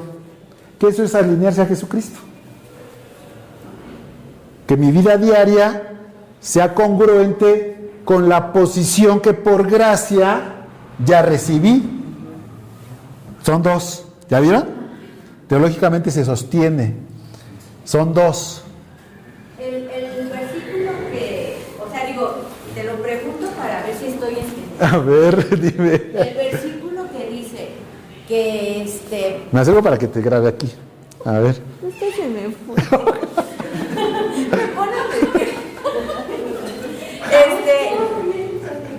que dice que la fe sin fruto, No, la fe sin obras es muerta. Ajá. Y que las obras sin fe es muerta. Sí. ¿Tiene que ver con esto? Sí, definitivo, ¿no? Dirá uno, yo tengo fe y tú tienes obras. Muéstrame las obras de tu fe, dice uno, y yo te mostraré por mis obras mi fe. ¿Sí? ¿Sí o no? ¿Dice así o no? Sí, definitivamente. Ese hombre, regresando al ladrón, tuvo fe, tan la tuvo que Jesús lo aceptó. Es evidente que si él hubiera vivido, sus obras hubieran sido de ganancia para el reino. A lo mejor ya no le alcanzó para invertir, si acaso él sí va a pasar de panzazo. Le van a dar ahí un barrio para reinar. Pero si hubiera bajado, en una de esas es gobernador, porque empieza a trabajar para el Señor, empieza a soportar a otros, empieza a soportar en el sentido de apoyar el ministerio de otros, empieza a hacer la obra. ¿Sí, hermano? Hablando de ladrones como el ejemplo que estás dando, Ajá. que está hablando de Jesucristo, si un ladrón actualmente roba, asesina, sí, pero atropella, ajá, y se arrepiente de sus pecados, ¿qué pasaría con él? Él es salvo, pero aquí entramos en algo muy básico, ¿no? Que seguramente todos lo vimos. Hay una diferencia entre arrepentimiento y remordimiento.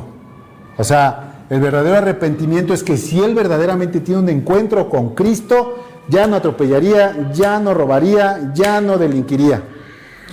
El problema, y esto echa por suelo el famoso confesionario católico, que cuando llega el pecador con el sacerdote a hablar de sus pecados, el sacerdote humanamente no sabe si lo que él manifiesta o ella es remordimiento o arrepentimiento, porque se parecen ambos. En ambos casos está llorando, pero yo humanamente, yo no sé si de eso que se está arrepintiendo, pasado una semana o dos lo vuelve a hacer, pero Dios sí.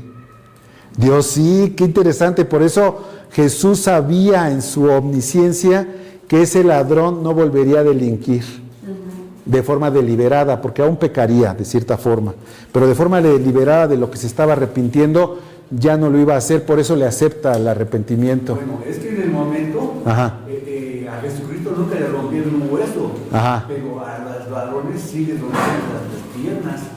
Y en el tiempo que estuvieron ahí también en su cruz, tenían que morir. No, sí, por eso le digo, es un caso hipotético, que si bien es un pasaje literal, lo podemos espiritualizar y decir, si alguien que verdaderamente se arrepiente, con este conocimiento tan importante de lo que significa la parusia, Fíjese qué poderoso entender y conocer y entender el tema de la segunda venida con arrepentimiento, hermano, ya está del otro lado. No somos ese ladrón que vamos a morir en esa cruz. Por eso le decía que si muriéramos ahí aceptando a Jesucristo, pues gloria a Dios, allá los espero. Pero como estamos aquí, batallamos con tentaciones, batallamos con el enemigo, batallamos con el mundo. Pero todo tiene el propósito de Dios, ¿no? Todo tiene el propósito de Dios. El Señor sabe quién va, a quién se va a llevar. Acéptame y es tu mejor momento y te llevo. Sí, esos sí ya son designios del Señor. Pero los que estamos aquí tenemos que asegurarnos y hacer todo lo posible por ser de sus elegidos, que verdaderamente reinarán literalmente con Cristo en el milenio. ¿O no, hermano? Por eso dice el Señor que muchos son los llamados, pero pocos los escogidos. Sí, hermana, pero tu tarea es asegurarte ser escogida. Que Dios te diga, sí te conozco. O sea, que la confirmación de tu persona te la dé Él. Él se va a encargar. Porque si no, en el día muchos me dirán, Señor, Señor, yo hice, deshice, eché. Ay, ni te conozco. O sea, ¿quién es? A ver, ¿qué sigue? No. Desde ahora que nos conozca. Tienes que desgastarte la vida hoy mismo porque te hagas conocido de frente al Señor. E incluso se vale, Señor, ¿en qué estoy fallando? ¿Te soy conocido? ¿Te soy conocida? Padre, yo no quiero quedar, ya pónganse de pie, hermanos, yo no quiero quedar fuera de esa aceptación que tú vas a abrir, que tú vas a dar. Padre, yo no quiero, dice tu palabra que no seremos avergonzados, mi Señor. Y no hay mayor evento que ese regreso tuyo, mi Dios, donde hemos de presentarnos delante de ti, oh mi Dios, que lo podamos hacer como un obrero que no tiene nada de qué avergonzarse, Señor.